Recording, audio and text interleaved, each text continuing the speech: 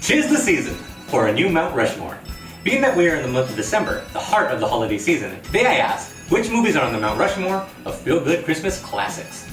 The first movie on that mountain is a black and white masterpiece landing at number 20 in the American Film Institute's top 100 movies of all time. It's a Wonderful Life. What would Christmas be without It's a Wonderful Life? Interesting question considering that's kind of what this movie is about. What would the world look like if he had never been born? Jimmy Stewart, one of the biggest actors of his time, plays George Bailey, a decent, noble, caring man who, because of a mistake made by his uncle/business partner, is in a heap of trouble that could bankrupt the family business and land him in jail. George's final solution? Jump off a bridge and call it a day. That's right, old Georgie boy believes he's worth more dead than alive.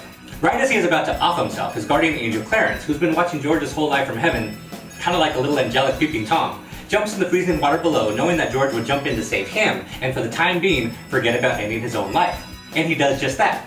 Clarence then nonchalantly tells George that he's his guardian angel, and that he was tasked with helping out George in order to finally earn his wings. As a matter of fact, according to Clarence, every time you hear a bell ring, an angel just got wings. I'm guessing it's kind of like a Sons of Anarchy prospect. You get to be in the room and hang out, but have to clean the bathrooms when the toilet overflows. Clarence decides that in order to save George, he's going to give him exactly what he wants. Sort of. He's going to let George see what the world looks like if he had never been born.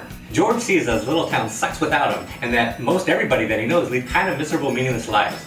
It only takes George a couple of hours to realize that he truly wants to live again, and Clarence makes that happen. George reunites with his kids and his wife Mary, who, while George was feeling sorry for himself and jumping off bridges, was out trying to figure out a solution to George's money problems and save her husband. And boy did she ever succeed. She got the whole town to make their way over to the Bailey house, fork up some dough, and save George's ass. Clarence gets his wings, and George doesn't have to be anybody's bitch in jail.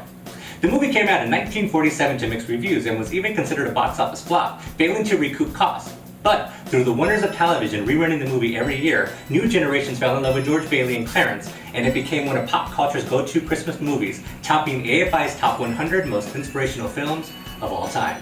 Personally, I can't hear a bell ring without thinking an angel just got wings. On its initial release, the next film on that mountain had moderate success at the box office, but came with a lot more negative reviews than positive. Called bizarre and boring and tinseled fluff, the second movie on the mountain, A Christmas Story.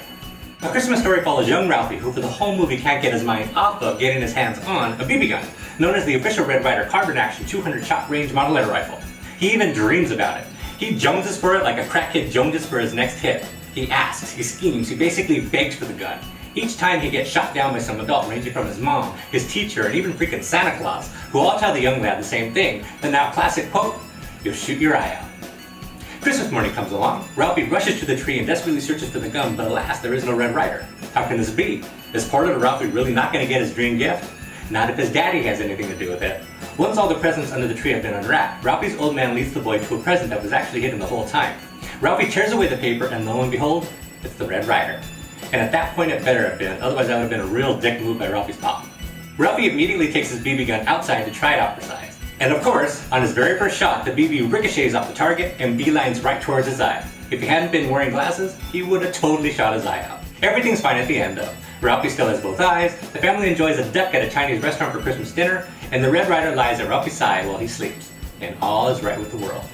If you were ever curious to see Ralphie all grown up, you don't have to look much further than the third movie on that mountain. He has a small role playing one of Santa's little helpers in the new classic, Elf.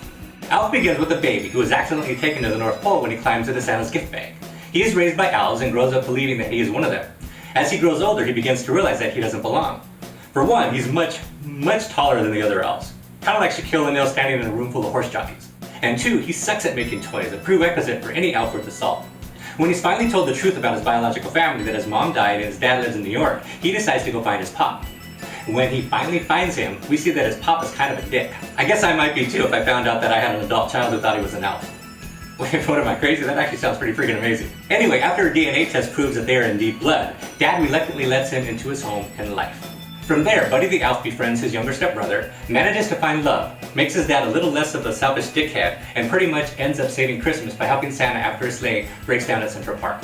Elf is on the mountain because of the man-child comic genius who plays him, Will Ferrell. Sure, it would have been interesting to see Jim Carrey's interpretation, who was offered the role in 1993, but ultimately turned it down.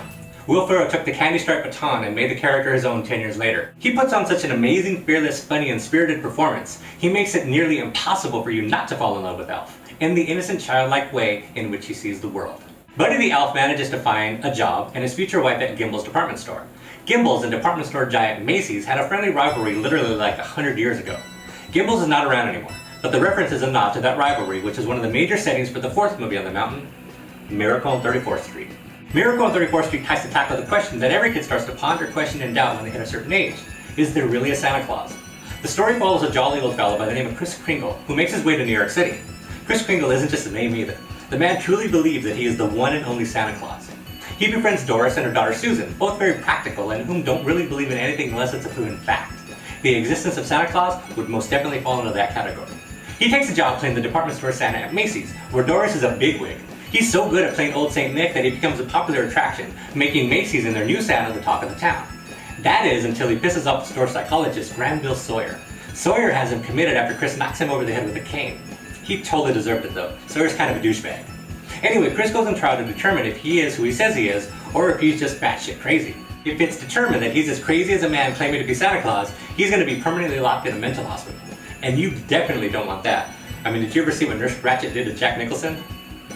Well, as luck would have it, Chris is rep by an amazing lawyer, Fred Gailey, who would put Johnny Cochran to shame.